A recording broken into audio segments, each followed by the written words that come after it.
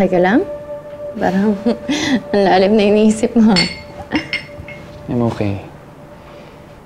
May naalala lang ako kanina. Yan.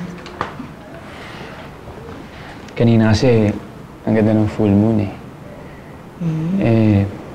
Dati si Christy, ang sinasabi niya sa akin kapag full moon, yun daw nagsisymbolize ng isang completion at fulfillment ng isang dream. Pero bago mabuo yung moon, lilipat muna yan, iikot yun na iba't ibang phases. Palagi niyang ginagamit yung analogy na yun sa akin para patuloy ko pang hawakan yung dreams ko. Kasi alam niya, one day, makakamit ko din man lahat yun.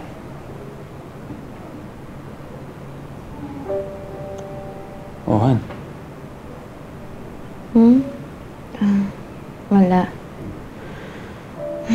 Naisip ko lang kasi parang laki ng milestone na nagawa natin sa relationship natin. Tapos, na-spoil lang kasi na-bring up mo na naman yung ex mo.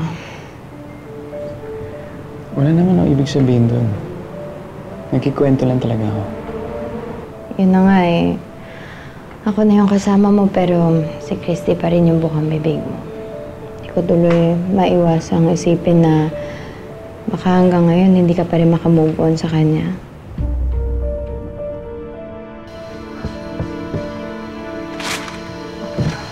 Dito ka na.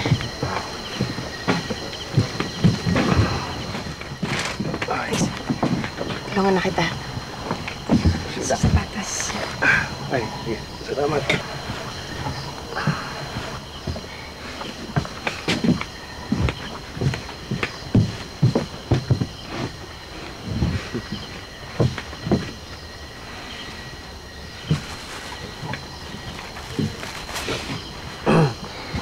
Sige na kita.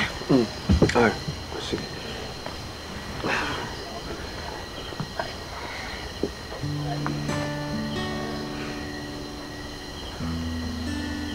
Alam mo, salamat, Bangus, ha. Laging nawawala yung pagod ko kapag binamasahe mo ako.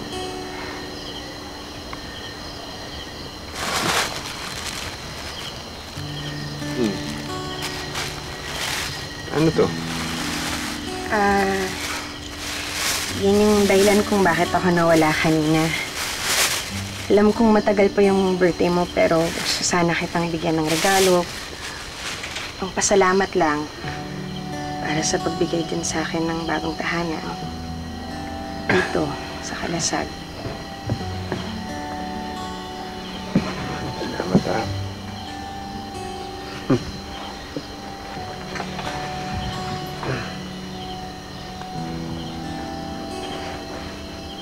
Ayos ba? Okay.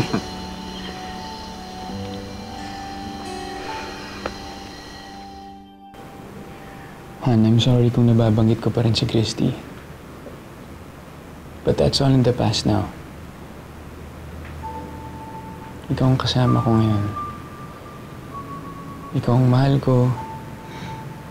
Ikaw ang pakakasalan ko. Ikaw ang makakasama ko habang buhay. Kaya huwag ka nang mangamba, ha? Sayang-sayo lang ako. Okay.